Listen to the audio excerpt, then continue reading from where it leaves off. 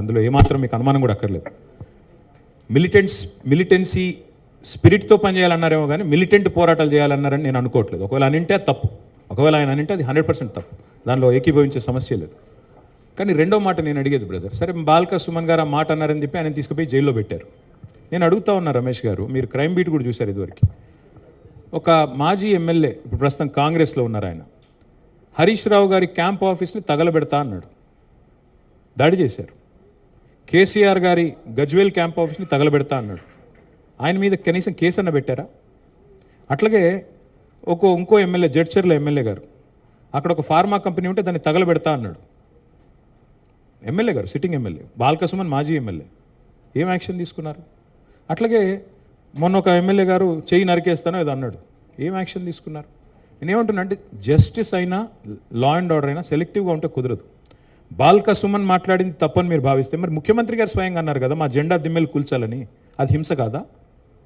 ఎవరు ముఖ్యమంత్రి గారు ఆ మాట అనడానికి?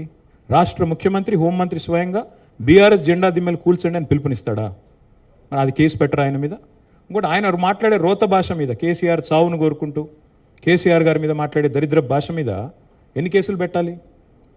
కాబట్టి కేవలం బాల్క సుమన్ మాట్లాడిన దాన్ని ఒక ఫ్రేమ్లో చూపెట్టి మరి కాంగ్రెస్ నాయకులు బారా ఖూన్ మాఫ్ అంటే అది కుదరదు.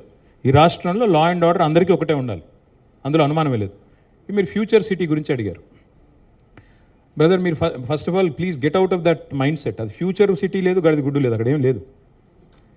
It was land that was acquired for pharma city. Hyderabad pharma city కోసం 14,000 ఎకరాలు ల్యాండ్ అక్విజిషన్ చట్టాన్ని వినియోగించి మేము ఆ ల్యాండ్ తీసుకున్నాం.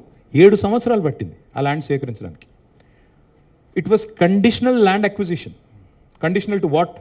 Conditional to setting up pharma park, pharma units. ఇవాళ ఫార్మా సిటీ లేదు, ఏమీ లేదు. మేము అక్కడ జూ పెడతాం, వంతారం తీసుకొస్తాం, మేము అక్కడ ప్లాట్లు ఇస్తాం, రియల్ ఎస్టేట్ వ్యాపారం చేస్తాం.